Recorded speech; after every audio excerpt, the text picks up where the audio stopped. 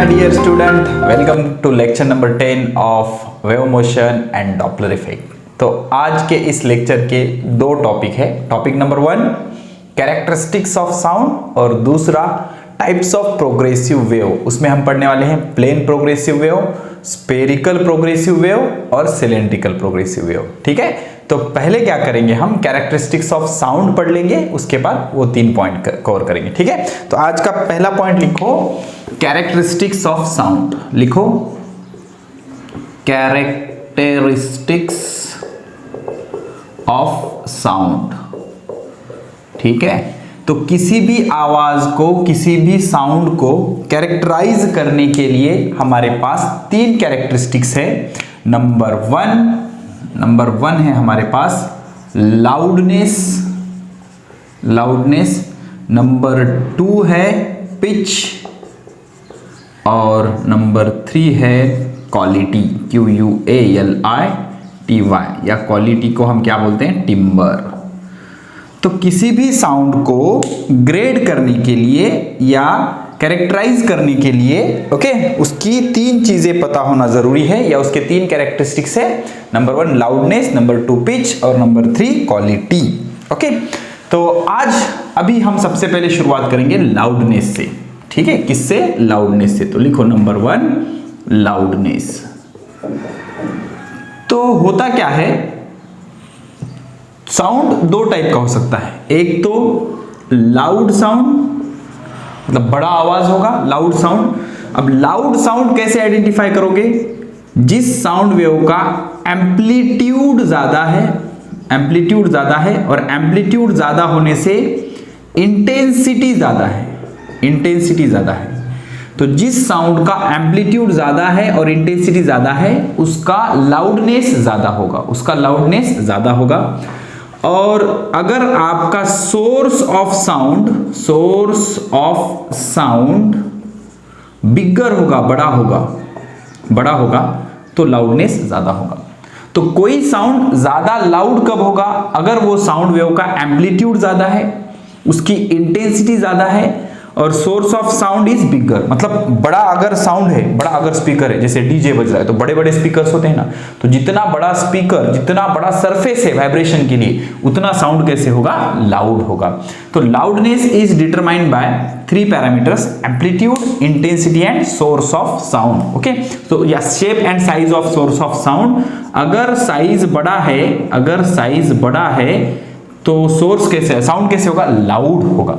तो sound loud होने के लिए उसका एम्पलीट्यूड ज्यादा चाहिए, उसकी इंटेंसिटी ज्यादा चाहिए, सोर्स ऑफ एम्पलीट्यूड या सोर्स ऑफ साउंड, उसका साइज कैसे चाहिए, बिगर चाहिए। अगर ये 3 चीजें होंगी तो साउंड कैसे होगा, लाउड होगा। अगर ये 3 चीजें कम होगी तो साउंड कैसे होगा, लो होगा, उसका आवाज कम होगा। ठीक है, तो अब थोड़ी सी इसकी प्रैक्टिस कर लेते हैं। मान लो हमारे पास ये 2 वेव्स हैं। Okay, I have these 2 waves, one like this and other is like this. तो दोनों की फ्रीक्वेंसी ऑलमोस्ट सेम है, number of oscillation almost same है, लेकिन ये वाला जो साउंड है इसका एम्पलीट्यूड कैसा है, ज्यादा है, देखो A1, और इसका एम्पलीट्यूड कैसे है, कम है। तो A1 is greater than A2, पहले वाले का एम्पलीट्यूड ज्यादा है। अब सबको पता है intensity is nothing but energy per unit time per unit area. Energy per unit time per unit area is called as intensity. ये जनरल फॉर्मूला है इंटेंसिटी का। अब अगर साउंड के इंटेंसिटी के बारे में बात करें तो कैसे डिटरमाइन करेंगे, मान लो यहां पर हमने सोर्स रख दिया साउंड का। ओके, सोर्स है, तो आपको क्या करना है, एक परपेंडिकुलर प्लेन लेना है। अब इस परपेंडिकुलर प्लेन को वेव फ्रंट भी बोलते हैं। क्या बोलते हैं, वेव फ्रंट भी बोलते हैं। लास्ट लेक्चर में मैंने आपको बताया, आई थिंक लेक्चर नंबर 7 या 8 में। ठीक है, तो ये perpendicular plane source of sound के सामने है। तो इसमें से साउंड वेव्स ऐसे ट्रैवल करेंगे। तो आपको क्या करना है, इसका यूनिट एरिया काटना है। कितना एरिया, यूनिट एरिया। तो इसमें से साउंड जाएगी, मतलब एनर्जीज जाएंगे, इसका यूनिट एरिया काटना है। ये एरिया कितना है, एरिया होगा 1 मीटर स्क्वायर, और कितने टाइम के लिए ऑब्जर्व करना है, 1 सेकंड के लिए ऑब्जर्व करना है। तो जितनी भी एनर्जी इसके अंदर से परपेंडिकुलरली जाएगी आगे, उस एनर्जी को बोलेंगे हम इंटेंसिटी। क्या बोलेंगे? Intensity. Intensity is energy per unit time per unit area. तो साउंड वेव्स की इंटेंसिटी का फॉर्मूला क्या होता है? Intensity is equal to 1/2 rho V A omega whole square. Rho is density of medium, V speed of sound, A is amplitude और omega is angular frequency। तो यहां से क्लियरली आपको दिख रहा है intensity is directly proportional to square of amplitude. तो जिसका एम्पलीट्यूड ज्यादा होगा उसकी इंटेंसिटी ज्यादा होगी। तो A1 is greater than A2 है तो definitely I1 is greater than I2। तो पहले वाले साउंड की इंटेंसिटी कैसे होगी? ज्यादा होगी। ठीक है, तो जिसकी इंटेंसिटी ज्यादा, जिसका एम्पलीट्यूड ज्यादा, उसकी लाउडनेस भी ज्यादा होगी। L1 is greater than L2, L1 is greater than L2। ठीक है, तो क्या सर इंटेंसिटी और लाउडनेस में लीनियर रिलेशन होता है? नहीं, लीनियर रिलेशन नहीं होता, वो होता है logarithmic relation given by weber-Fechner equation या वेबर-फेचनर लॉ बोलते हैं उसको। क्या बोलते हैं? Weber Fechner law. तो नेक्स्ट पॉइंट क्या लिखोगे आप? Relation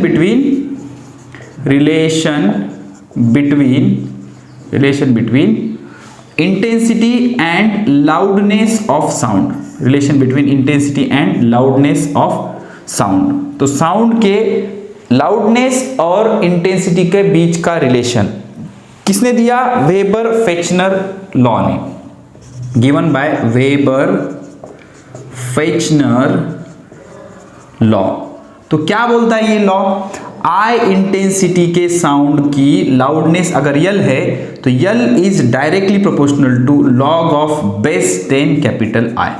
this is called as Weber Fechner law. इसको क्या बोलते हैं? Weber Fechner law. ठीक है, अब मान लो हमारे पास दो साउंड है, एक है मस्कीटो के बजिंग का साउंड ऐसा और एक रोर ऑफ लायन ऐसा। तो ठीक है ना, तो ये जो रोर ऑफ लायन है इसकी जो लाउडनेस है वो ज्यादा है, लाउडनेस इज मोर, और मस्कीटो के जो बजिंग है उसकी लाउडनेस कैसी है? कम है। तो ये जो लाउडनेस है, लाउडनेस इज सब्जेक्टिव प्रॉपर्टी, मतलब ये डिपेंड करता है कि कौन वो आवाज सुन रहा है। अब किसी को बजिंग कम लगेगा, किसी को बजिंग ज्यादा लगेगा, किसी को रोरिंग ऑफ लायन ज्यादा फील होगा, किसी को कम फील होगा। तो ये डिपेंड करता है सब्जेक्ट पे। तो लाउडनेस हम कंफर्मली मेजर कर सकते हैं क्या? नहीं। मान लो हमारे पास 3 ऑब्जर्वर है, तो तीनों को A B C को एक ही आवाज एक ही तरह का सुनाई दे सकता है, इसकी कुछ गारंटी है क्या? नहीं। तो इसको बोलते हैं सब्जेक्टिव। लाउडनेस कैसी क्वांटिटी है? सब्जेक्टिव। तो सब्जेक्ट के हिसाब से चेंज होगा। तो लाउडनेस हम मेजर नहीं कर सकते, लेकिन हम क्या मेजर कर सकते हैं? इंटेंसिटी मेजर कर सकते हैं। Intensity is objective. इंटेंसिटी कैसी है? ऑब्जेक्टिव। तो मेजर क्या करना है हमें? इंटेंसिटी। और इंटेंसिटी से क्या रिलेट करना है? लाउडनेस को। तो इंटेंसिटी क्या होता है? ऑब्जेक्टिव होता है और फिक्स होता है। ओके, और फिक्स होता है। ठीक है, तो लाउडनेस मेजर करने का यूनिट क्या होता है? लाउडनेस मेजर करने के 2 यूनिट है, एक है phon is a unit to measure the loudness, या डेसिबल। क्या? डेसिबल। डेसिबल में भी आप लाउडनेस को मेजर कर सकते हैं। ठीक है, इतनी चीजें नोट करो, पहले लिख लिया? चलो ठीक है। अब देखो, हमने लाउडनेस के बारे में इंट्रोडक्टरी पार्ट आपको बता दिया। साउंड के 3 कैरेक्टरिस्टिक्स होते हैं, loudness, pitch and third one is quality और टिम्बर। तो व्हाट इज लाउडनेस?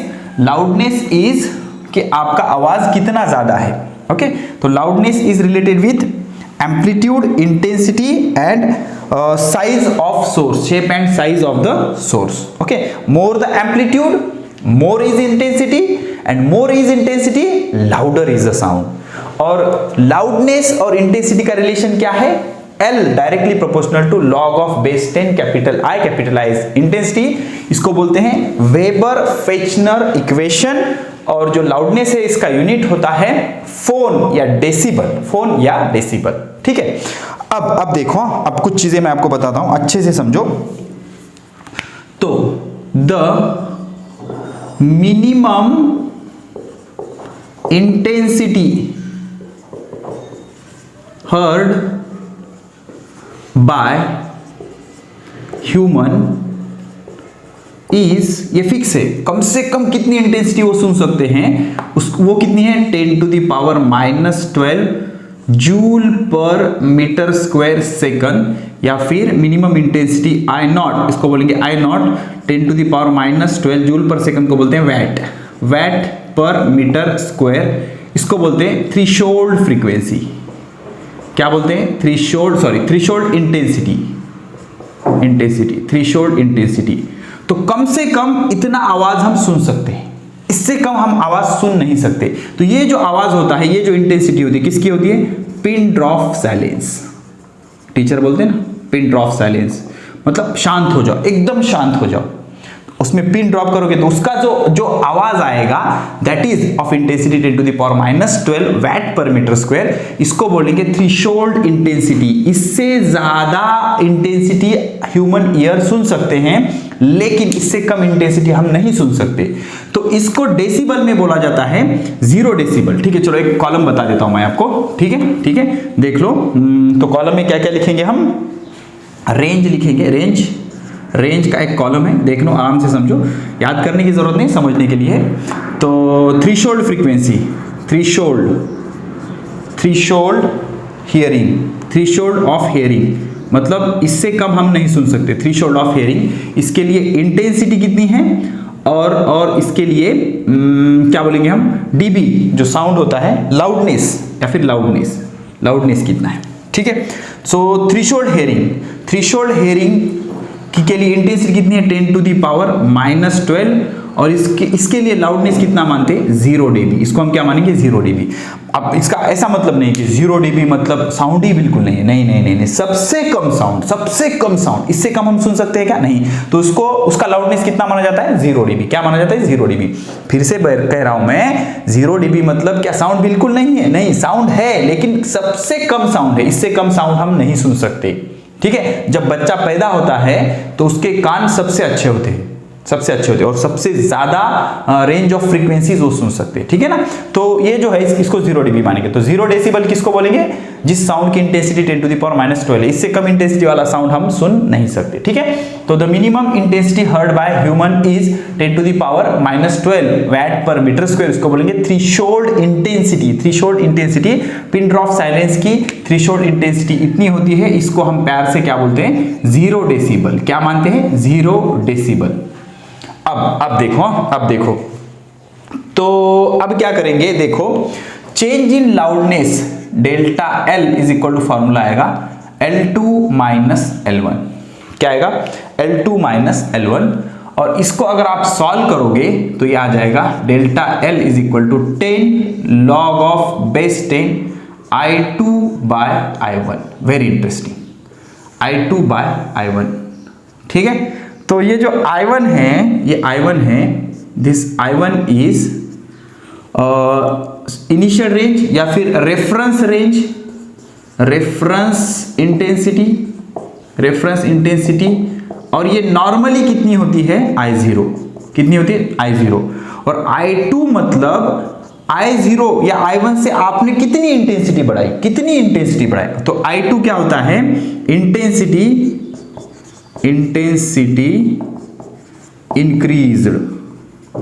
कितनी इंटेंसिटी आपने बढ़ाई, तो ये I1 या I0 ये क्या होता है? रेफरेंस होता है, ओके, रेफरेंस होता है। और I2 क्या होता है? Intensity increase. तो इसके जगह अब I2 को मैं क्या मान लेता हूं? I, तो डेल्टा L या फिर इसको क्या बोलेंगे? L decibel is given by 10 log of base 10 I divided by I0। Okay, तो ये रेफरेंस रेंज होती है और ये फिक्स है 10 to the power -12 weber per metre square. And what is my I is next intensity. अब इस पे एक न्यूमेरिकल करेंगे, उसके बाद आपको चीजें बहुत अच्छे से समझ आएंगी। एच.सी. वर्मा जी के बुक से मैं न्यूमेरिकल कर रहा हूं। क्या बोल रहा है? If the intensity is increase by factor of 20। Okay, तो फैक्टर ऑफ 20 मतलब हम क्या करेंगे? I0 को मान लेंगे 1, रेफरेंस रेंज, तो 20 टाइम्स बढ़ गया। तो इंटेंसिटी कितनी बढ़ाई हमने? 20 टाइम्स कर दी I0, तो ये कितना हो गया? 20 × 1 दैट इज 20। ओके, 20 टाइम्स बढ़ाई। तो क्या पूछा है? हाउ मेनी डेसिबल्स इंक्रीज्ड, कितने डेसिबल बढ़े? तो delta L is equal to 1। समझ में आया? ये रेफरेंस रेंज अगर 1 मानेंगे तो इंक्रीज लेवल क्या है? 20 I0 बाय 20 × 1 दैट इज 20।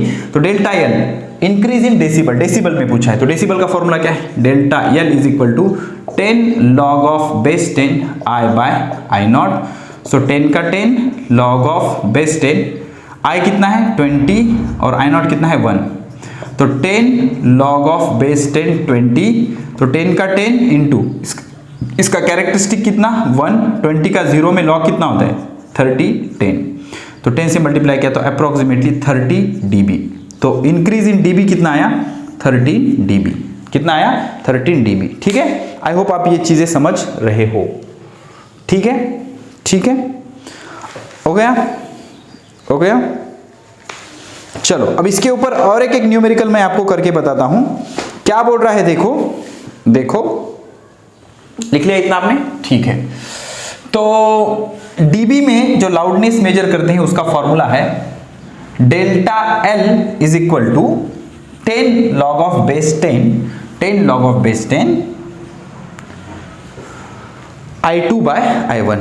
क्या बोल रहा है देखो, the minimum intensity of audible sound is, मतलब I नॉट कितना है 10 to the power minus 12 watt per metre square, कम से कम इतना हम सुन सकते हैं।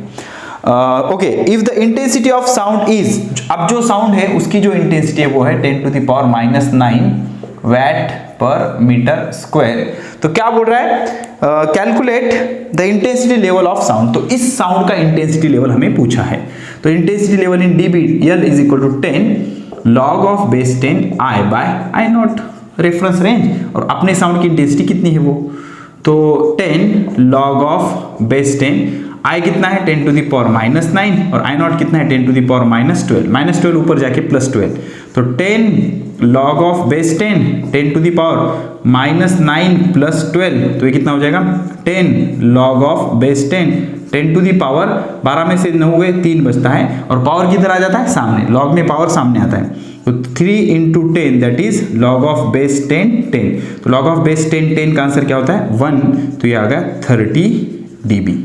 तो इसका लाउडनेस लेवल कितना आया 30 dB, कितना आया 30 dB।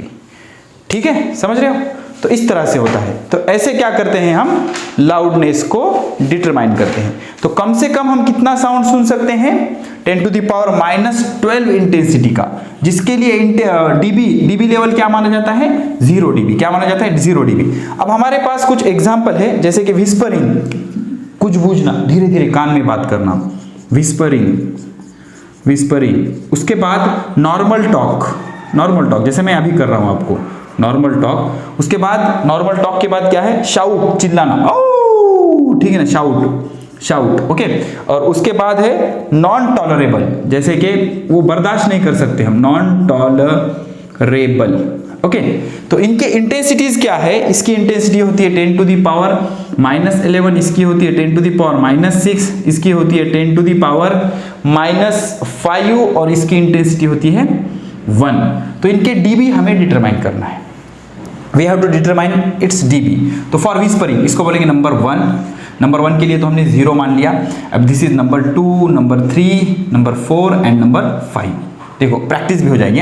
तो this all are the values of I, ये I की वैल्यू है, हमारा साउंड जिसकी इंटेंसिटी ये है, ठीक है। So I have to determine the loudness level. तो लाउडनेस लेवल का फॉर्मूला क्या है, loudness level is equal to 10 log of base 10 I divided by I not. तो सेकंड के लिए loudness is equal to 10 log of base 10 I, second के I कितना है 10 to the power minus 11, I naught कितना है 10 to the power minus 12। अब थोड़ा सा डायरेक्ट करूंगा, देखो माइनस 12 ऊपर जाके प्लस 12 में से 11 गया 10 to the power 1, ओके।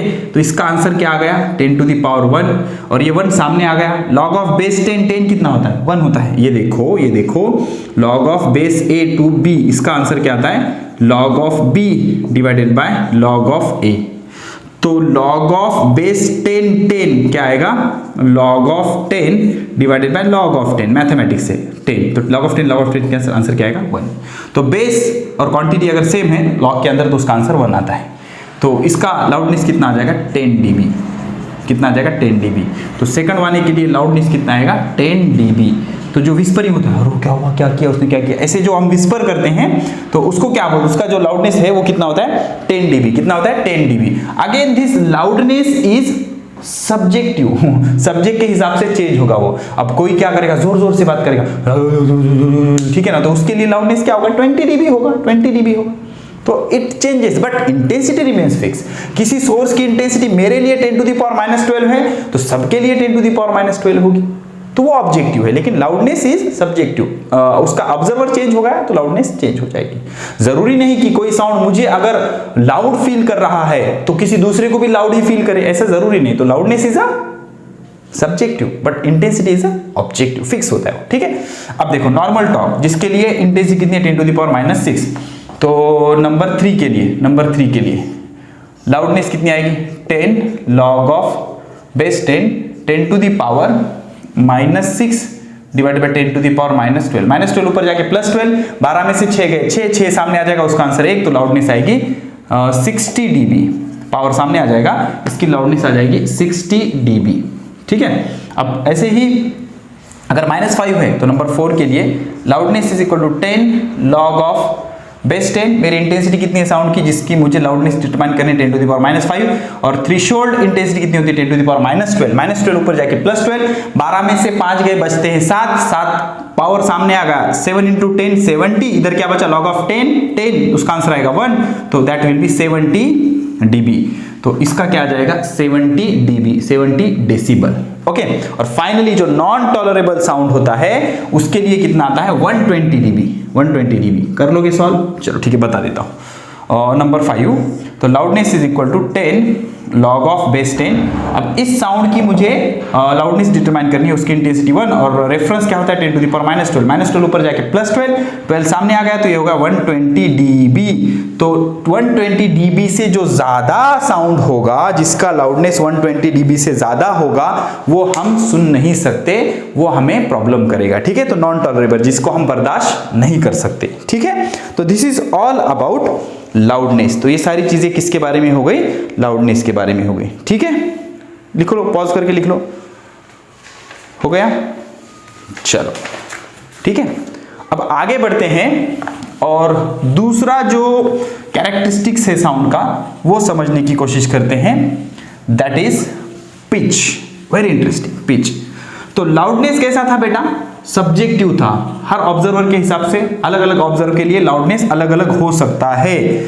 ऐसा जरूरी नहीं कि कोई साउंड अगर मुझे लाउड लग रहा है तो सबको लाउड लगे, ऐसा जरूरी नहीं है, हर बार जरूरी नहीं है, हो भी सकता है लेकिन हर बार जरूरी नहीं है। तो ऐसे ही पिच एक बहुत ही इंटरेस्टिंग क्वांटिटी है, लिखो पिच, सेकंड वन पिच, ठीक है। अब 3-4 एग्जांपल देता हूं मैं आपके लिए। मान लो बफेलो है, उसके बाद मेल, उसके बाद फीमेल, और उसके बाद हनी बी या फिर मस्कीटो है, ओके। अब देखो बफेलो का आवाज कैसा होगा, ओके।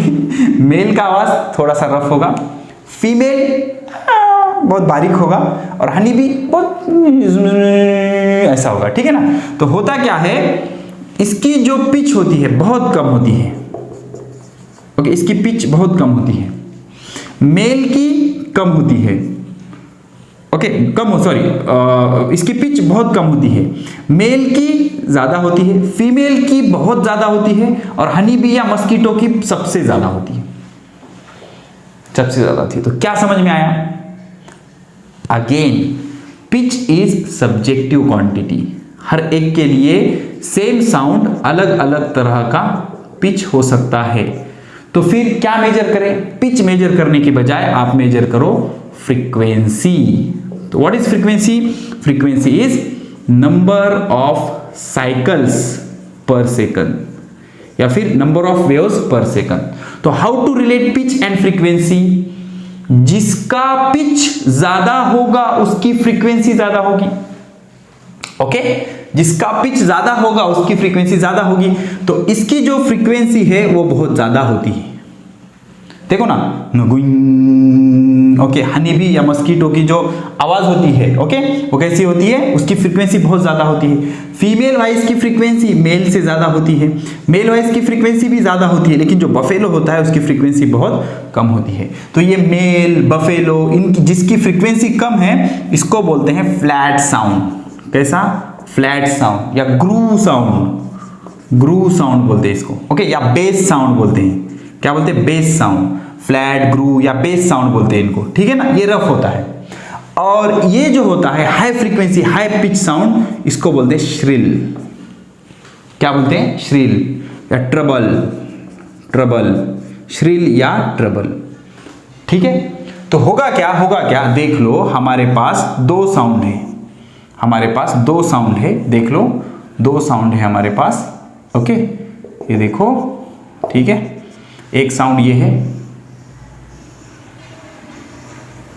ठीक है, और दूसरा साउंड सेम। देखो देखो यहां से शुरू हो रहा है दूसरा साउंड,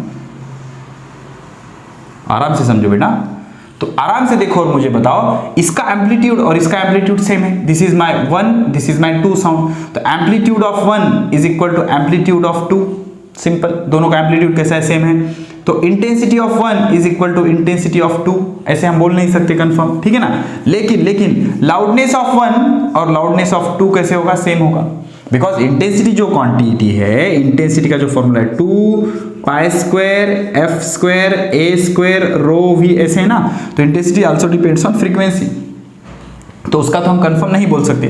तो L1 is equal to L2, दोनों का लाउडनेस भले ही सेम होगा, दोनों का एम्पलीट्यूड भले ही सेम होगा, लेकिन देखो नंबर ऑफ साइकिल्स जो है इसके ज्यादा है, इसके कम है। तो frequency of 2 is greater than frequency of 1, तो जो पिच है वो साउंड 2 का ज्यादा है और साउंड 1 का कम है। ठीक है, तो पिच जो होती है it is the measure of frequency, measure of frequency. Okay, तो ड्यू टू, अब देखो जिसकी फ्रीक्वेंसी ज्यादा होगी उस साउंड का पिच कैसे होगा? ज्यादा होगा। ठीक है, तो जो पतली आवाज होती है, बारीक आवाज होती है, फीमेल की जो फ्रीक्वेंसी है वो ज्यादा होती है, इसलिए उसका पिच ज्यादा होता है। ठीक है, so this is all about pitch. Now finally the third characteristics is quality और टिम्बर। अब दो साउंड जिनका एम्पलीट्यूड सेम है और फ्रीक्वेंसी भी सेम है, इनके बीच में भी कुछ फर्क होता है और वो फर्क को हम बोलते हैं क्वालिटी या टिम्बर, क्वालिटी या टिम्बर। तो म्यूजिकल इंस्ट्रूमेंट से रिलेटेड होता है ये। तो third characteristics is quality, QUALITY, quality और टिम्बर। ठीक है, तो अब मैं यहां पर तीन वेवफॉर्म आपको ड्रॉ करके बताऊंगा, देख लो देख लो। This is waveform 1, waveform 2 and waveform 3। Okay, सबका एम्पलीट्यूड हम सेम ले लेंगे। ओके, सबका एम्पलीट्यूड सेम लेना है और फ्रीक्वेंसी भी सेम लेना है। ठीक है, देख लो आराम से, कोई टेंशन नहीं, कोई गड़बड़ नहीं। ठीक है, चलो ये एक इंटरवल ले लेंगे, 2 3 4, एक वेव ले लेंगे। ठीक है, देखो देखो देखो अब, तो पहला वेव ये ऐसा लेंगे, ठीक है, और दूसरा वेव ये ऐसा ले लेंगे, ट्रायंगुलर वेव। ठीक है, और तीसरा वेव ऐसा लेंगे, स्क्वायर वेव।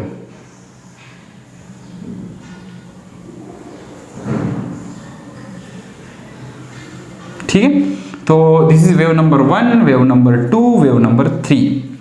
तो क्या ये तीनों साउंड सेम तरीके के सुनाई देंगे? नहीं सुनाई देंगे, नहीं सुनाई देंगे। क्यों नहीं सुनाई देंगे? देखो अब, तो अब देखो amplitude of 1 is equal to amplitude of 2 is equal to amplitude of 3। इसका एम्पलीट्यूड, इसका एम्पलीट्यूड, इसका एम्पलीट्यूड सेम है। Frequency of 1 is equal to frequency of 2 is equal to frequency of 3। इतने टाइम में, ये टाइम में पहले वेव ने एक ऑसिलेशन पूरा किया, दूसरे ने भी एक, तीसरे ने भी एक, तो तीनों की फ्रीक्वेंसी सेम है। लेकिन ये तीनों साउंड सेम नहीं सुनाई देंगे, बिकॉज देखो इसमें नंबर ऑफ वेरिएशन कैसा है? ज्यादा है, मतलब इसमें हार्मोनिक्स ज्यादा है, इसमें हार्मोनिक्स ज्यादा है, तो ये साउंड बहुत अच्छे से सुनाई देगा। सेकंड नंबर पे ये और थर्ड नंबर पे ये, बिकॉज इसमें वेरिएशन ज्यादा है ना, वेरिएशन ज्यादा है, मतलब हार्मोनिक्स। अभी हार्मोनिक्स ओवरटोन आगे आने वाला है आपको, ठीक है ना। तो जिसमें हार्मोनिक्स ज्यादा, sound with more harmonics, harmonics मतलब पीरियोडिसिटी, मोर हार्मोनिक्स और ओवरटोन, अब ये पढ़ेंगे आगे, मोर हार्मोनिक्स और overtone has better quality, has better quality. तो जिसमें ज्यादा हार्मोनिक्स होंगे या ज्यादा ओवरटोन होंगे उसकी क्वालिटी अच्छी होगी। And what is quality? That property of sound waves which is used to differ between the sound having same frequency and same amplitude। भले ही दोनों का लाउडनेस सेम हो, भले ही दोनों का पिच सेम हो, फिर भी हम उसके बीच में डिस्टिंग्विश कर सकते हैं किसी प्रॉपर्टी की वजह से, और उस प्रॉपर्टी को बोलते हैं क्वालिटी। अभी तीनों साउंड के अंदर तीनों का जो एम्पलीट्यूड है सेम है, मतलब लाउडनेस कैसे होगा, सेम होगा। तीनों की फ्रीक्वेंसी सेम है, मतलब तीनों का पिच सेम होगा, लेकिन कुछ तो अलग है। तो क्या अलग है इसमें? क्वालिटी अलग है। तो जिस वजह से भी इसके अंदर वो डिफरेंस आया है, that difference is called as quality. And what that difference is? Number of harmonics और ओवरटोन। ठीक है, चलो इतनी चीजें नोट करो। Let us solve this important numerical on loudness. ठीक है, तो एक चीज समझो, ये सोर्स है साउंड का। Okay, source. ओके, तो सोर्स से साउंड निकल रहा है, तो साउंड जब मीडियम में ट्रेवल करेगा तो जैसे जैसे आगे आगे जाएगा, साउंड से जितने सोर्स से जितने दूर आप जाओगे, आपकी साउंड की इंटेंसिटी कम होगी, वो अटेन्यूएट हो जाएगी ना, कम हो जाएगी, डिक्रीज हो जाएगी। तो intensity is inversely proportional to square of distance. जितने दूर चले जाओगे उतनी इंटेंसिटी कम होगी, उतनी इंटेंसिटी कम होगी। तो सोर्स से जितने दूर जाओगे उतनी इंटेंसिटी आपकी कम होगी। तो क्या बोल रहा है? A person produces a sound of 70 dB। Okay, at तो पहला जो लाउडनेस है उसका L1 कितना है? वो है 70 dB at a distance 4 metre away from him. तो यहां पर पर्सन है, तो यहां से 4 मीटर जब आगे जाओगे तो यहां पर कितनी लाउडनेस आ रही है? 70 dB की लाउडनेस आ रही है। ठीक है, इतना पहले सॉल्व करेंगे। तो L is equal to 10 log of base 10 I1 by I0। अब I1 यहां पर जो इंटेंसिटी इसको सुनाई दे रही है, वो I1 is the intensity at 4 metre. ठीक है, तो क्या होगा? I1 की वैल्यू डिटरमाइन करेंगे, तो यहां पर L1 रखना पड़ेगा, तो ये आ जाएगा 70 is equal to 10 log of base 10 I1 by I0। अब एक चीज समझो, log of base A B है इज इक्वल टू सी। तो होता क्या है देखो, ये log को अगर इधर शिफ्ट करोगे तो ये जो बेस है इसका पावर हो जाएगा ये, मतलब b is equal to a to the power c। अभी मैथमेटिक्स है, log of base a to the power b is equal to c है, तो b इज इक्वल टू क्या आ जाएगा? ये a, ये सबको पावर में ले जाएगा, b a to the power c हो जाएगा। मतलब क्या? देखो, log of base 10,000 is equal to x है, तो determine the value of x ऐसे अगर पूछा जाए तो क्या करना? 10 को इधर शिफ्ट कर देने का, इसको पावर में शिफ्ट कर देना। 10 to the power x is equal to 1000, so 10 to the power x is equal to 10 to the power 3, ये सेम है, तो x की वैल्यू क्या आ जाएगी? 3। ऐसे करना। तो ये 10 को, ये जो राइट हैंड साइड है, इसको 10 के पावर में ले जाना, उसकी वैल्यू इतनी आनी चाहिए। ठीक है, तो ये आप जनरल फॉर्मूला याद रखो, log of base a to the power b is equal to, अगर c है तो a to the power c is equal to क्या आना चाहिए? b। a to the power c is equal to क्या आना चाहिए? b। चलो ठीक है, तो ये कैंसिल हो गया। तो अब क्या बचा? log of base 10 I1 by I0 is equal to 7। तो अब इसको कैसे सॉल्व करोगे? 10 to the power 7 is equal to I1 by I0, वो फॉर्मूला। ओके, सो 10 ये 10 को इधर शिफ्ट करो, I1 by I0 is equal to 10 to the power 7। तो I1 कितना आया? I1 आ गया हमारा 10 टू द पावर 7 I0। ठीक है, कोई बात नहीं। अब कितने डिस्टेंस जाने पर, कितने डिस्टेंस, अब आगे जाएगा तो इतने डिस्टेंस आने पर, मान लो ये डिस्टेंस है मेरा R1 is equal to 4 metre, 4 metre है ना, R1 is equal to 4 metre, this distance is R1 या x1 बोल देंगे, चलो x1 is equal to 4 metre. अब ये जो डिस्टेंस है, ये है x2 जो कि पता नहीं है, और यहां आने पर जो इंटेंसिटी है वो हो जाएगी 10 डेसिबल। कितनी हो जाएगी? 10 डेसिबल। ठीक है, तो 10 डेसिबल हो जाएगी। तो 10 डेसिबल के लिए ये डिस्टेंस हमें डिटरमाइन करना है। तो मिनिमम इंटेंसिटी कितनी सुन सकते हैं यहाँ पर? 10 डेसिबल। तो 10 डेसिबल के लिए हम सॉल्व करेंगे तो क्या आ जाएगा? L2 is equal to 10 log of base 10 log of base 10 I2 divided by I0। ठीक है, तो L2 यहाँ का L2 पता है, L2 पता है, I2 हम पता करेंगे। I2 हमें पता करना है डेसिबल में ना, डेसिबल में मतलब लाउडनेस होगा। ओके, I2 हमें पता करना है। तो L2 कितना है 10 decibel, 10 is equal to 10 log of base 10 I2 by I0, तो ये कैंसल, तो ये 10 टू द पावर 1 हो जाएगा, तो I2 by I0 is equal to 10 to the power 1, so I2 is equal to 10 I0, I2 is equal to 10 I0. Okay, so now I have the relation I inversely proportional to x square. Let me check the space. Yes, okay. तो I inversely proportional to x square. तो I1 by I2, 1 2 का क्या हो जाएगा 2 1, x2 by x1 whole square.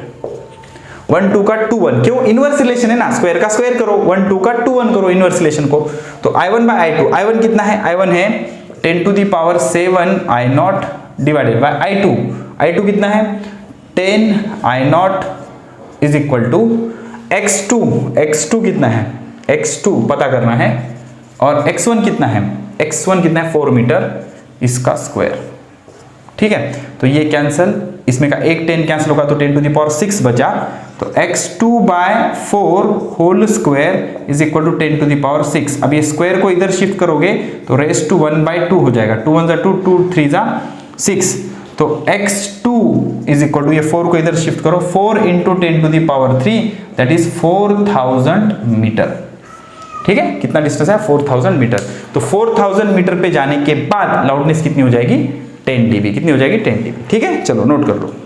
चलो तो अब शुरू करते हैं टाइप्स ऑफ प्रोग्रेसिव वेव्स। तो जो प्रोग्रेसिव वेव्स हैं हमारे पास 3 टाइप के प्रोग्रेसिव वेव है। Number 1 plane progressive wave, number 2 spherical progressive wave, और नंबर 3 सिलेंड्रिकल प्रोग्रेसिव वेव, ठीक है। अब तीनों के इक्वेशन हम डिराइव करेंगे। सबसे पहले plane progressive wave, number 1 plane progressive wave. मान लो हमने क्या किया, सोर्स ऑफ साउंड कहां पर रखा, इंफिनिटी पर, ठीक है, तो ये मेरा सोर्स है। अब इंफिनिटी पर अगर रखा तो ये जो प्लेन आया, this is my plane wave front.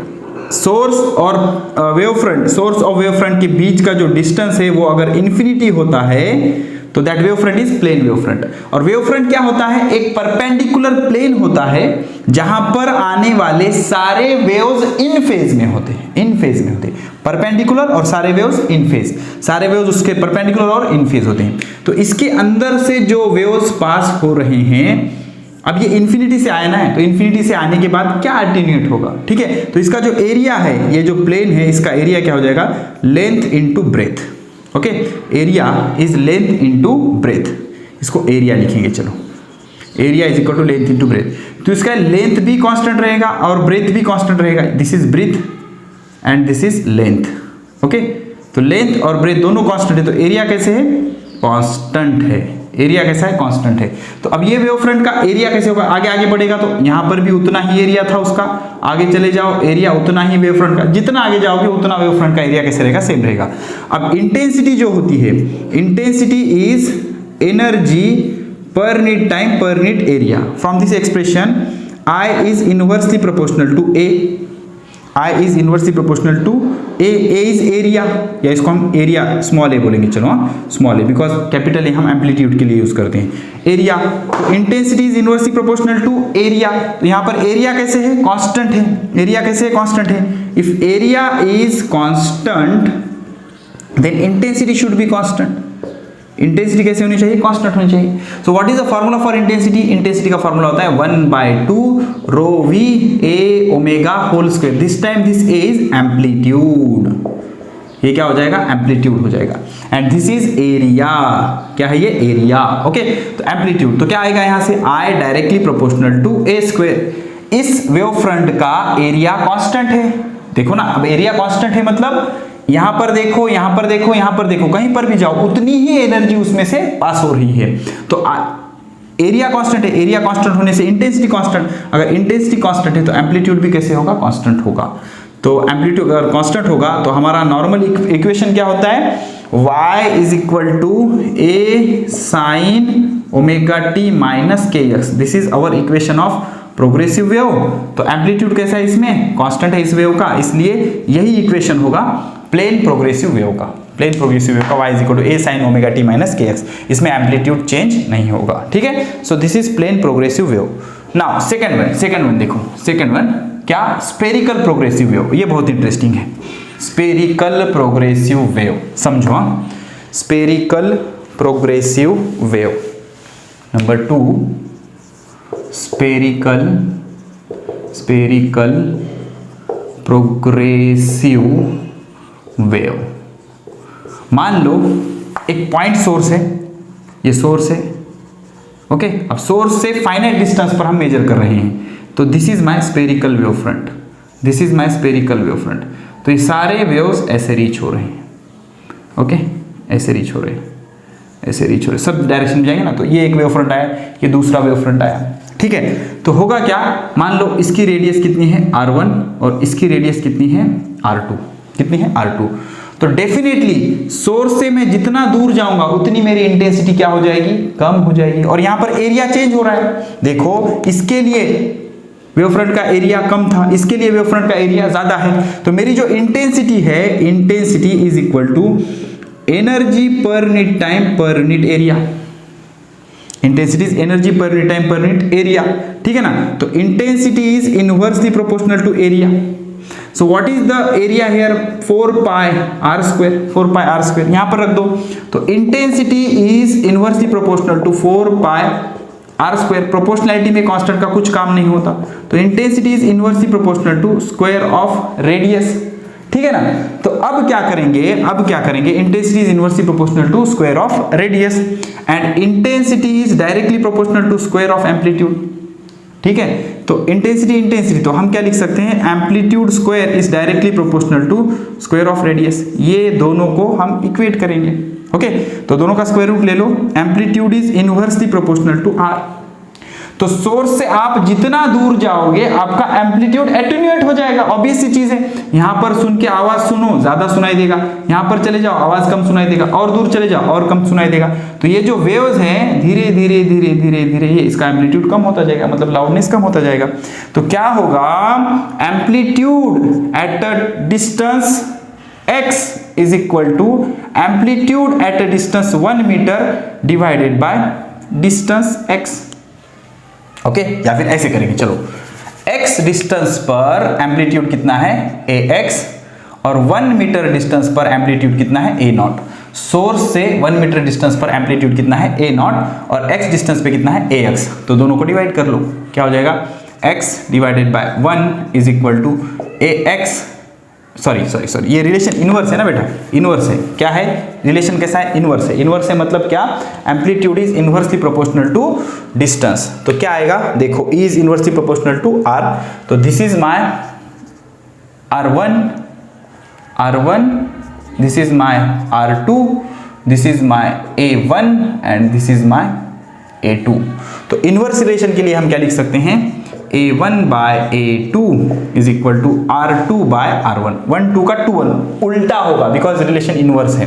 तो A1 कितना है, A1 है मेरा AX, A2 कितना है A0 is equal to R2 कितना है 1 डिवाइडेड बाय R1 कितना है X। तो AX कितना हो जाएगा, A0 बाय X। तो इक्वेशन क्या आएगा, the equation will be y is equal to A0 by X। अब की बार एम्पलीट्यूड क्या आएगा, A0 by X, because amplitude is decreasing with time, sine omega t minus kx। तो इसमें एम्पलीट्यूड समय के हिसाब से या डिस्टेंस के हिसाब से कम होता है।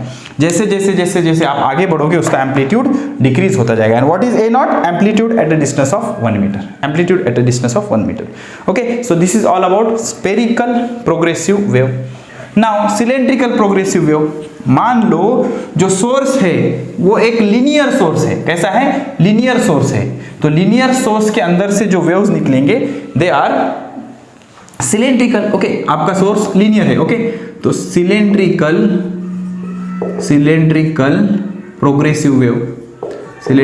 प्रोग्रेसिव वेव बहुत आसान है। मान लो आपका सोर्स ऐसा लीनियर है, क्या है, लीनियर है। तो ये ऐसे सोर्स में से ऐसे सब डायरेक्शन में, सामने आगे पीछे ऐसे ऐसे साउंड वेव्स निकलेंगे।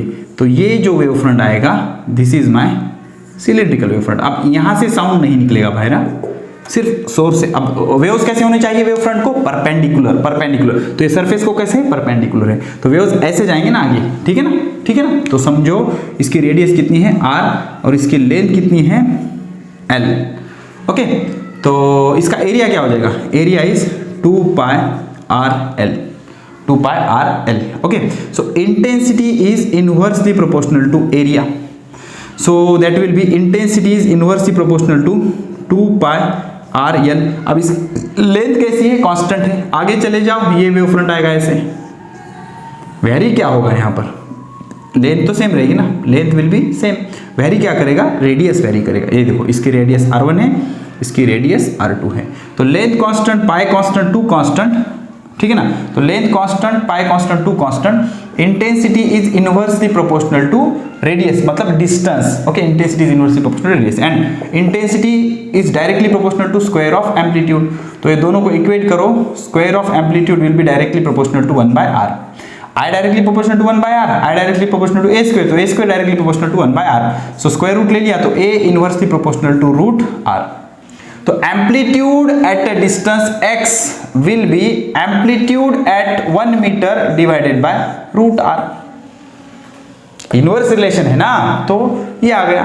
तो फिर प्रोग्रेसिव वेव क्या आएगा? y is equal to a0 by root x sin omega t minus k x. ये आएगा आपका इक्वेशन फॉर क्या? Cylindrical progressive wave. ठीक है, so we have 3 types of progressive wave: plane progressive wave, spherical progressive wave and cylindrical progressive wave. Plane progressive wave में amplitude change नहीं होता, इसलिए y is equal to a sine omega t minus k x, ये equation है। Spherical progressive wave में जैसा जैसा आप सोर्स से दूर जाओगे उसका एम्पलीट्यूड एटीन्यूएट हो जाएगा, मतलब डिक्रीज हो जाएगा। तो इक्वेशन आया y is equal to a naught by x, जितना डिस्टेंस आप आगे जाओगे sine omega t minus k x. और सिलेंड्रिकल प्रोग्रेसिव वेव में जो डिक्रीज है वो स्फेरिकल से थोड़ा सा कम होगा, मतलब a naught by root x sine omega t minus k x. So this is plane progressive wave, spherical progressive wave and cylindrical progressive. ठीक है, तो इस लेक्चर को यहीं पर करते खत्म। जल्दी मिलेंगे लेक्चर नंबर 11 में। Keep studying, best of luck.